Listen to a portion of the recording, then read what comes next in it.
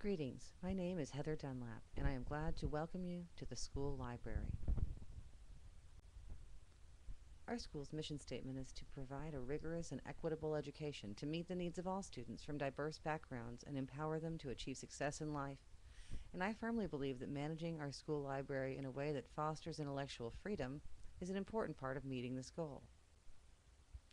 For reference, the American Association of School Librarians has a set of 6 common beliefs deemed central to the profession. Those are listed here.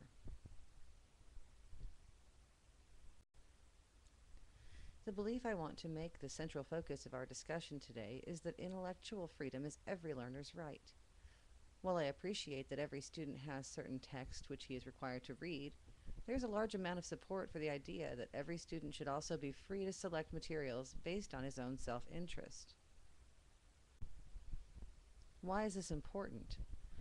Shannon Altman, an assistant professor at the University of Kentucky, discussed intellectual freedom in a Library Quarterly article. She summarized the idea rather succinctly. She said, there should be no ideological test for acquisitions, and anyone should be able to view, read, or use anything in the library. Intellectual freedom is generally defined as the freedom to speak and hear what others have to say. It's all about free access to ideas and information, and it would fly in the face of this right to restrict that access. In light of this important idea, there are 2 programs I would like to put in place to foster intellectual freedom: a book club and a literary magazine.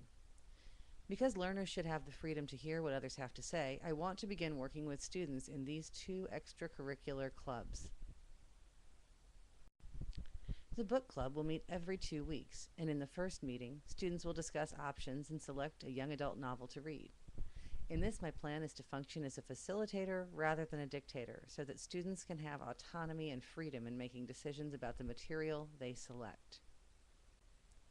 Pat Scales, former chair of the American Library Association's Intellectual Freedom Committee, recommends purchasing books that speak to students rather than making content decisions for students or monitoring their choices.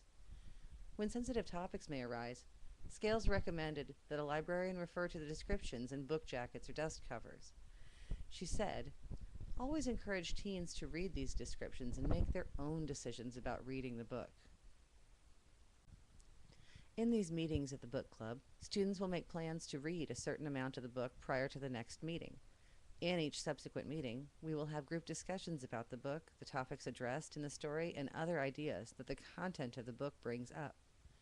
The habits of reading and discussing literature are not only great for school, but they are also central to processing information and seeing alternative perspectives. When students can see diverse points of view, everyone benefits. The second program that our library will begin is the school's literary magazine. In this, we will seek to inspire intellectual freedom by asking students to speak and hear what others have to say. The magazine will accept submissions of poetry, prose, short stories, art, and photos. Students should send their writing and original art to the editorial board of the publication. That editorial board will be comprised of students as well. And that this is a student publication, all of the writing will be student-produced and student-selected. The page design and all of the art selection will be done by students as well. Copies of the magazine will be available for checkout in the library and set at a sale price to defray the cost of printing for purchase. Students who write for the magazine will be free to speak in a way that perhaps they'd not had available before, while students who read the magazine will be able to hear what their peers have to express. This process should help inspire intellectual freedom by encouraging both reading and writing on diverse topics without students being directed about specific subjects to discuss. Referring once again to the article written by Shannon Altman, she gave voice to the goal of both of these programs. She said people may engage in constructive dialogue with others, reaching across categories of diversity to connect, share, and learn. It is my hope that these programs foster just such a dialogue, helping students see differing perspectives and feel free to read, write, and discuss real topics, meaningful ideas, and honest feelings. If you have any interest in reading the articles I mentioned in this presentation, please refer to them here, and thank you very much.